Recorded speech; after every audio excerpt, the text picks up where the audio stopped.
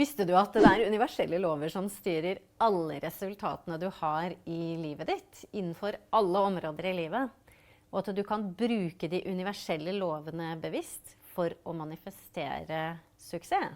Og visste du også at the law of attraction, altså loven om tiltrekning, den er en sekundær lov? Og hva er da den primære loven? Det er loven om vibrasjon. Fordi du tiltrekker deg det du er en vibrasjonell match med. Og jeg kan huske første gang jeg ble introdusert for den ideen og forsto det på et nytt plan. Og det er flere år siden, og jeg hadde reist alene til Los Angeles for å være med på et 3-dagers arrangement, et 3-dagers event med min mentor. Og da husker jeg at hun presenterte denne ideen om at det ligger usynlige, universelle lover bak alle resultater som vi skapes. Og frem til da, så selv om jeg hadde jobbet med selvutvikling, og jeg anså meg selv som åndelig, så hadde jeg ikke virkelig dyp av meg selv en forståelse av at resultatene skapes innifra og ut, ikke utenifra og inn. Og at de skapes perfekt i henhold til de usynlige, universelle lovene. Så jeg var fortsatt der, hvor jeg gikk og pekte rundt meg og sa at det er på grunn av de omstendighetene at jeg ikke har det jeg ønsker meg. Det er på grunn av at jeg mangler penger. Det er på grunn av at det og det skjedde i barndommen min. Det er på grunn av, ikke sant? De menneskene, og så videre. Jeg pekte fingeren utover og trodde fortsatt på et nivå at resultatene mine ble skapt av omstendighetene rundt meg. Og så sa hun noen ting i løpet av de 3 dagene, hvor jeg begynte å skjønne på et helt annet nivå enn jeg hadde skjønt det før, at wow, resultatene mine skapes jo ikke av omstendigheter. De skapes ikke av en økonomisk situasjon der ute, eller et eller annet som foregår der ute. De skapes fra innsiden av meg, basert på hvordan jeg jobber med de universelle lovene i livet mitt. Og det gjør vi jo hele tiden uansett. Det er ikke sånn at vi ikke jobber i samarbeid med de universelle lovene. Men vi gjør det bevisst, eller vi gjør det ubevisst. Og hvis vi har lyst til å ha de resultatene som vi ønsker oss i livet, så vil vi jo vite hvordan vi bruker de universelle lovene bevisst. Så loven om tiltrekning er altså en sekundær lov, og loven om vibrasjon er den primære loven. Vi tiltrekker oss det vi er en vibrasjonell match med. La meg gi deg 3 eksempler på 3 lover som er sekundære lover til loven om vibrasjon. Og den ene er jo nettopp the law of attraction, loven om tiltrekning. Og jeg har jo hørt mennesker sagt at ja, men jeg har prøvd loven om tiltrekning, og den virker ikke. Og jeg tror nok veldig ofte det handler om at de ikke fullstendig forstår hvordan loven fungerer, og at det er et del av et sett med flere lover, og hvor vi må lære oss å sette oss i harmoni med alle disse lovene, og da primært loven om vibrasjon. Loven om tiltrekning, den er satt sammen av 3 deler, kan vi si. Det handler om intensjon og oppmerksomhet og forventning. Og alle disse 3 må vi ha en forståelse av for å virkelig forstå loven om tiltrekning. Intensjon handler jo om den intensjonen jeg setter meg.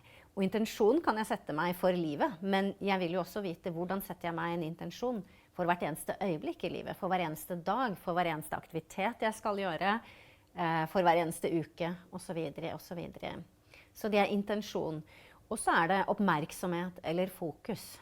Fordi energien går der hvor jeg sender energien. Så hvis jeg sender energien i en retning av, å nei, det kommer ikke til å gå, det er mangel, og det er ikke nok, og tenk om ditt skjer, og tenk om datt skjer, så er det jo der jeg sender fokuset mitt, og så er det der jeg sender energien og skaper kraften. Så jeg vil jo være veldig oppmerksom på hvor har jeg oppmerksomheten min.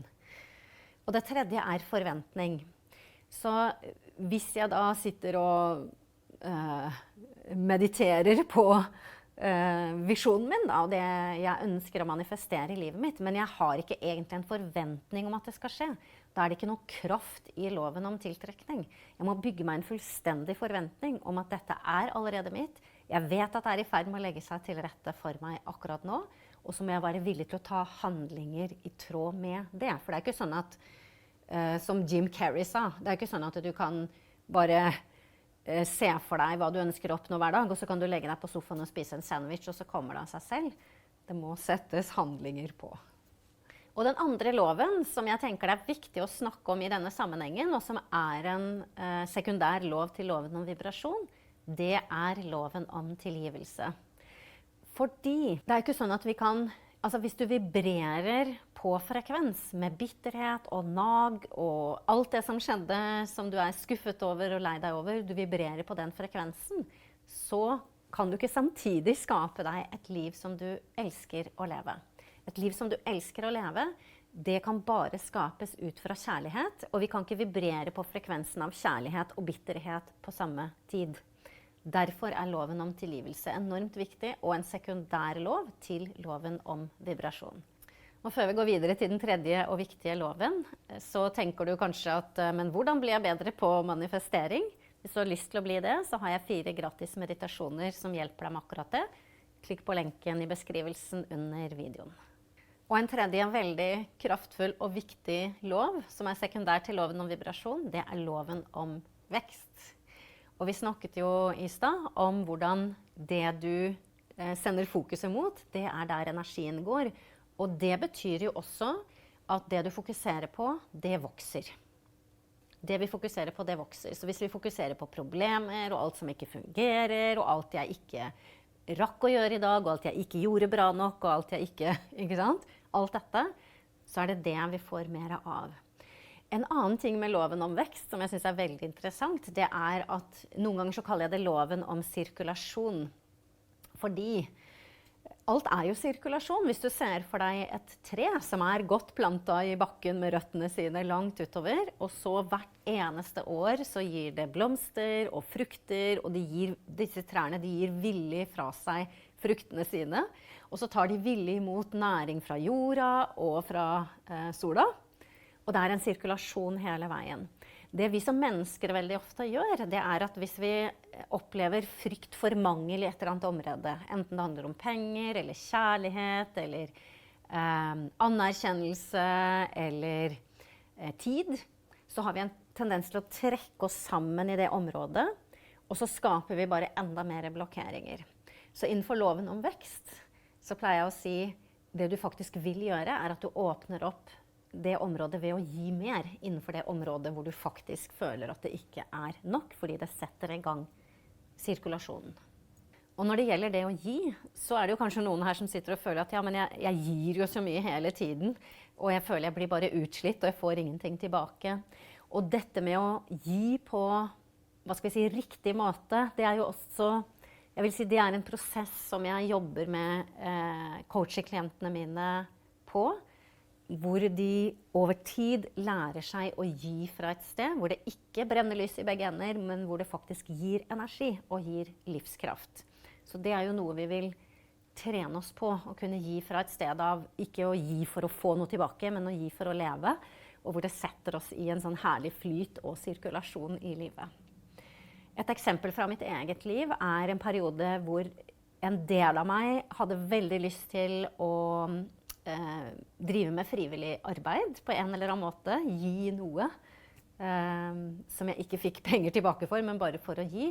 Men så var det da en annen del av meg som tenkte, men det har jeg ikke tid til. Jeg har ikke tid til å gjøre det, jeg har så mye jobb, jeg har så mye ditt, jeg har så mye datt. Og så bare bestemte jeg meg for å gjøre det likevel. Jeg tok kontakt med Røde Kors. Det viste seg at akkurat da trengte de akkurat en person som kunne gjøre akkurat det jeg kunne gjøre. Og så var jeg i gang, og så viste det seg at jeg hadde tid.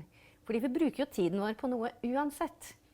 Og det handlet bare om å gjøre noen andre prioriteringer, og så fikk jeg nettopp opplevelsen av wow, jeg har jo mer enn nok av tid til å gjøre de tingene som gir mening og glede for meg. Vil du vite mer om hvordan du aktiverer loven om tilgivelse? Det har jeg en hel video på, som du kan se nå. Husk at du manifesterer i hvert eneste øyeblikk uansett. Du manifesterer enten bevisst, eller du manifesterer ubevisst. Og jeg heier på deg og din evne til å manifestere fantastiske ting i livet ditt. Vi ses i neste video.